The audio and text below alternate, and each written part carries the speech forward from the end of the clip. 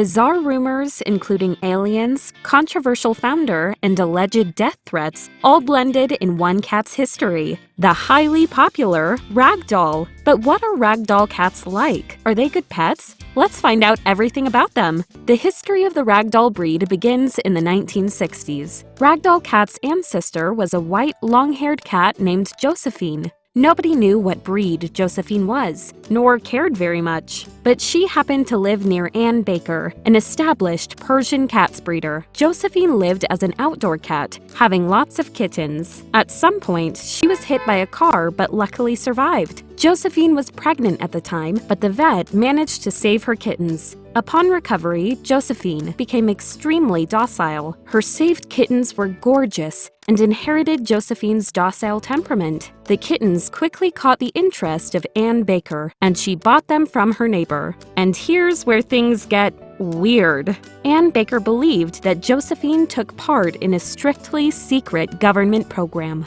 According to Ann Baker, Josephine was taken to a lab after the accident and was genetically altered. This change caused Josephine to birth gorgeous kittens, even if before the event, Josephine had ordinary kittens. Of course, this story was not proven in any way, but it must be true, right? Why wouldn't authorities spend tons of money on cats they don't even own? Anyway, Ann Baker really seemed to believe it. These striking offsprings, however they were produced, became the foundation of the Ragdoll breed. But the odd things this breed has gone through don't end here. Ann Baker wasn't interested in getting the breed recognized by any cat associations. She saw a business opportunity in Ragdoll Cats and went for it. A bit too far, to say the least. She founded her own cat association and sold breeder franchises. The breeders were required to pay a licensing fee and a commission every time they sold a kitten. They weren't allowed to register or exhibit their cats at any other cat association. Basically, Anne established a monopoly on the breed. She only allowed breeders to mate the cats if they followed her very strict rules.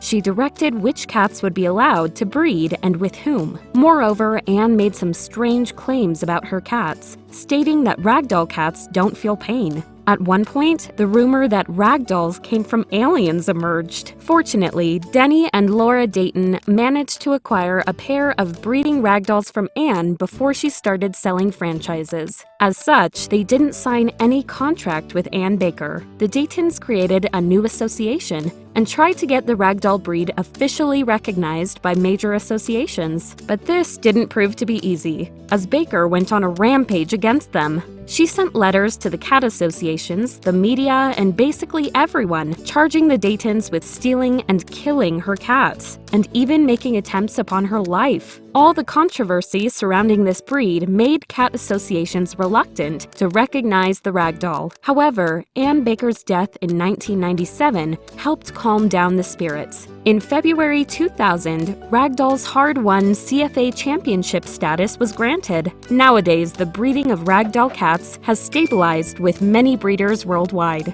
But what do Ragdoll cats look like? Ragdolls are medium to large cats. Fully grown males weigh between 12 and 20 pounds, while females are smaller. Their striking coat is semi-long, silky, and plush to the touch. When doing my research, I noticed a common misconception that ragdolls don't have a double coat. This is not the case, as ragdolls have a medium undercoat, not as dense as other semi-long-haired cats, but it's still there. Their gorgeous coat comes in 4 patterns: bicolor, van, mitted, and color point, and 6 colors. Their gentle eyes are large and sport astonishing shades of blue. Other colors are not allowed. Ragdolls are slow-to-grow cats, reaching their full size around the age of 3. They often appear larger than they are because of fluffiness. Moreover, they tend to have a fatty area on the lower abdomen. Even so, it's no excuse to let your cat get overweight. Let's talk about the most exciting part: their personality. Ragdolls are typically relaxed and laid-back cats. Some could say they're pretty lazy. They're renowned for their likeness to be held, but this isn't a well-deserved reputation.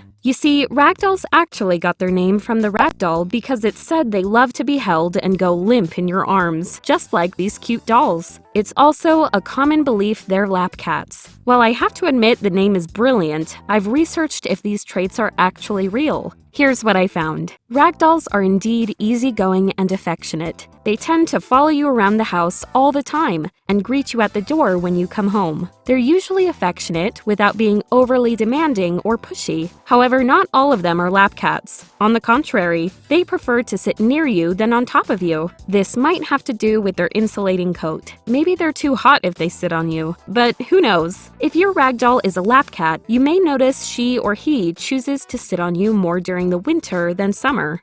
Moving on, some ragdolls enjoy cuddling with you, while others just prefer to be pet. But they all seem to love receiving attention. Most ragdolls don't like to be picked up and held. Some might tolerate it, while others will relentlessly try to escape. And of course, there is a small percentage of them that actually like being held. When guests come into the house, they'll usually be friendly and curious. Here's an incredibly adorable and pretty much unique trait: they're floppy cats. They tend to sit on their backs and roll over from one side to another. Ragdolls tend to act in this cuteness overload behavior, especially when they want attention. Some of them also sleep on their backs. It's not uncommon for them to throw themselves at your feet while you're walking and roll around. In terms of loudness, ragdolls have two voices: a soft one, which they use to make cute chirps and trills when going about their day, and a second loud one, which they use when asking for food. Even if laid back, they're intelligent, and there's nothing they wouldn't do for food. They can be mischievous, learning how to open doors, drawers, and cupboards. Don't be surprised to find your ragdoll on top of your cabinet in search of food, or on your laptop ordering some.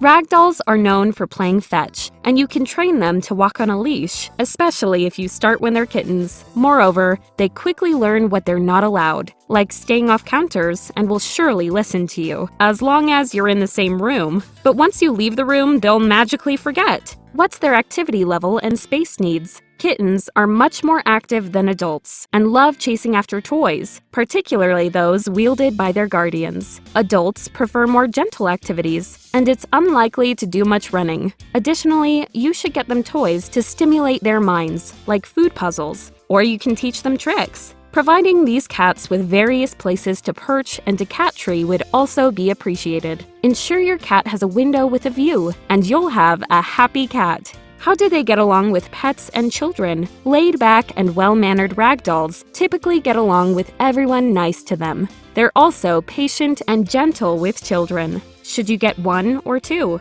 If you work full-time away from home, it's best to get two. But if so, be prepared to deal with more fur. If you work mostly from home, a single ragdoll will do just fine. Should you get a male or a female? Females can be more prone to displaying diva-like behavior. Still, according to breeders, both males and females are equally affectionate towards family members. There is a catch in a multi-cat household, which I'll discuss in the video about their personalities. Are they indoor or outdoor cats? While ragdolls might enjoy the outside, it's dangerous for them. Ragdolls are very fond of humans and love interacting even with strangers. There are a lot of cases reported in which unsuspecting ragdolls were stolen. Moreover, they're slow to spot other dangers, such as wild animals. If you really want your cat to enjoy the outside, provide your cat with a safe enclosure or go on leash walks. What are their grooming needs? Well, it varies. If you look up this information, you'll read that ragdolls have a non-matting coat and thus require minimal grooming.